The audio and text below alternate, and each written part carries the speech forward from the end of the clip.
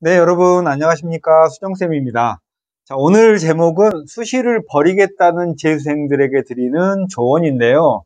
여러분이 고3 시절을 마치고 나서 재수를 시작하셨고 이미 이제 7개월가량 시간이 흘렀잖아요. 그런데 여러분이 아직 잘 모르는 사실이 있어요. 여러분은 고3도 처음이어서 실패를 했잖아요. 또 실패를 안 하시고 합격을 하신 분도 있고 반수를 하시는 분도 있을 텐데 여러분은 재수도 처음이잖아요. 그래서 여러분이 이게 옳다라고 생각하는 거, 이게 옳을 거야 라고 생각하는 것들이 사실은 훨씬 더 여러분보다 경험을 많이 한 제 입장에서 보면 틀린 경우가 많아요. 여러분이 틀렸다라는 것을 확인하는 때는 수능이 끝난 후라서 여러분이 후회해도 소용이 없기 때문에 제가 미리 10몇 년간 경험해 본 것들을 말씀드림으로써 내 생각이 틀렸구나 라고 여러분이 한 번 더 깊이 생각을 해 보라는 거죠. 최근에 수시 원서 접수가 다가오면서 저도 제가 알고 있는 재수생을 상담을 해보면 선생님 저는 수시 안 쓸 거예요. 정시만 집중하겠습니다. 이렇게 말씀들을 많이 하시는데요.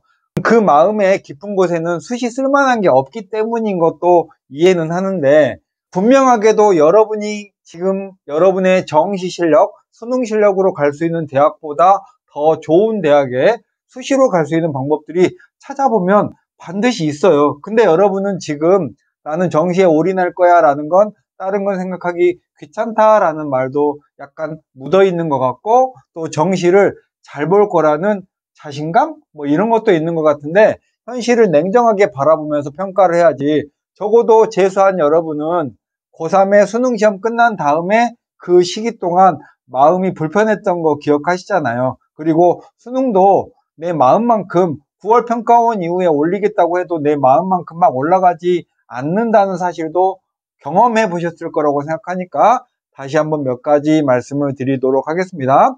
수시는 분명히 여러분에게 6번이나 제공되는 추가적으로 아주 좋은 기회예요.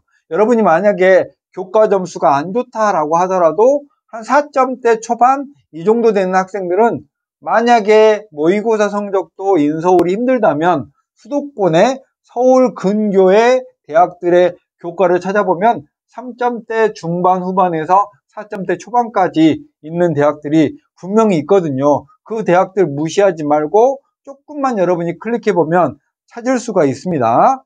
자, 수시에 지원을 할 때는 내가 정시로 어느 정도 대학을 갈 수 있는지를 냉정하게 판단해 봐야 돼요. 여러분이 이제 곧 다음 주에 9월 평가원 시험을 보고 나면 그 성적 100분위 예상 성적이 나오잖아요. 그럼 그걸 가지고 갈 수 있는 대학은 명쾌하게 드러납니다.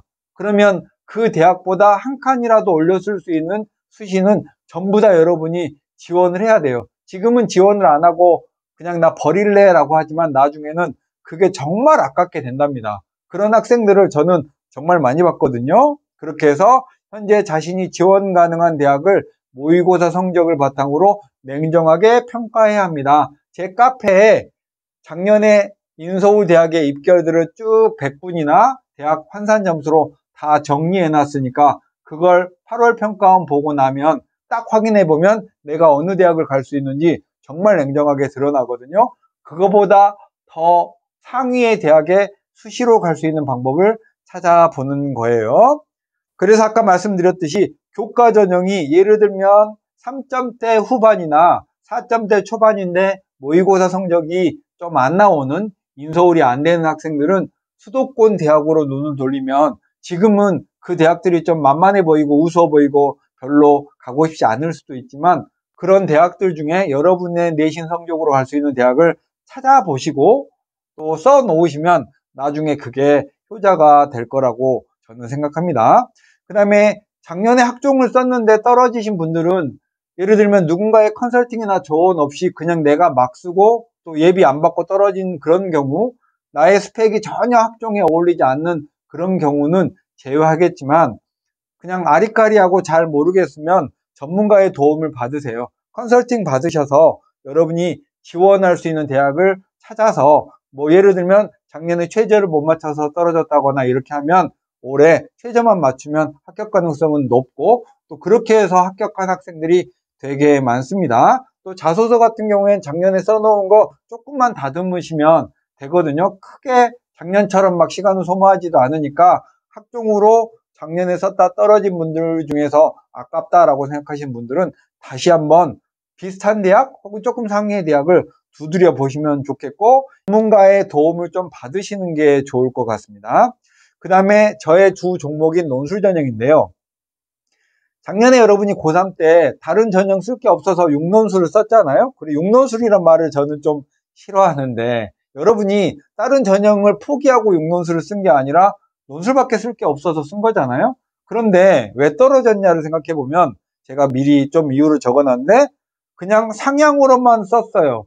여러분의 모의고사 실력을 고려하지 않은 채 그냥 막 상향으로만 써놨고, 또 최저를 맞출 줄 알았는데 최저를 못 맞춰버려서 떨어졌고, 준비는 전혀 안 된 상태에서 논술을 보러 갔거나, 최소한 그 대학의 논술의 출제 경향이나 어떤 것들을 준비해야 되는지, 그리고 실제로 준비를 하고 갔어야 되는데 그런 거 없이 가서 50딜의 경쟁률을 뚫으려고 하는 것 자체가 무리였다고 생각해요. 그래서 작년에 육논술 쓰고 나면 나 올해는 안 쓸 거야 라고 생각하지 마시고, 설령 지금까지 논술 준비를 못했고 앞으로도 당장은 할 수 없는 상황이더라고 하더라도, 여러분의 지금 모의고사 성적보다 여러분의 모의고사 성적과 비슷한 대학, 약간 위인 대학, 조금 더 위인 대학, 이렇게 고르게 6장을 써 놓으시면 수능 후에도 여러분이 기회가 분명히 있어요. 논술은 수학 실력을 기반으로 하기 때문에 지금 뭐 논술 준비를 안 했더라도 수능 후에 짧고 굵게 해서 합격한 사례도 있으니까 여러분에게 주어진 기회를 제발 버리지는 마세요. 수능날 저녁 되면 마음이 다 바뀌어요. 작년 수능날 저녁에도 마음이 바뀌었던 거 기억하시죠? 그렇게 해서 논술은 최대한 욕심내지 않고 써놓으면 수능 후에도 짧게 논술 준비를 하시면 되겠고, 다만 수능 직후에 있는 대학들이 있죠. 건대, 숭실대, 서강대, 이런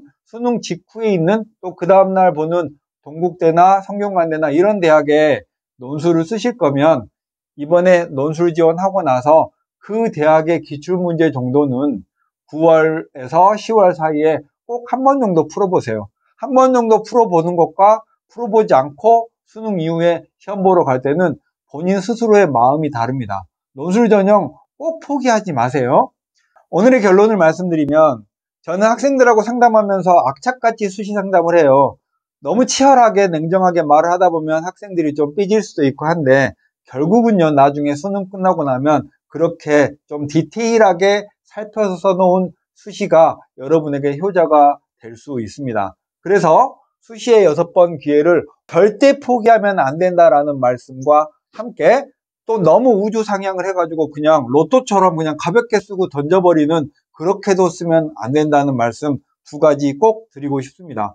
재수생들도 재수가 처음인지라 여러분이 생각하는 거와 입시는 또 다릅니다. 그래서 여러분이 속해 있는 학원의 선생님들의 조언, 그리고 제가 오늘 드린 말씀도 한번 깊이 생각해보고, 또 수시원서를 쓰는 것 자체는 그렇게 엄청난 시간을 소모하는 일은 아니에요. 예를 들면 9월에서 10월 사이에 수능 직후에 논술대학에 논술 준비를 하는 건 조금 시간이 들어가는 일이긴 하지만, 수능 끝나는 날 써두길 잘했다라는 생각을 여러분들은 하실 거예요. 그렇게 생각이 바뀌실 때 꼭 저한테 댓글 한번 남겨주시고, 오늘 내용도 유익하고 좋았다면 구독 한번 눌러주세요. 저 올해 10,000명 넘어가는 게 꿈이거든요. 제 꿈 여러분이 한번 이루어주시길 바랍니다. 자, 수정쌤이었습니다. 안녕.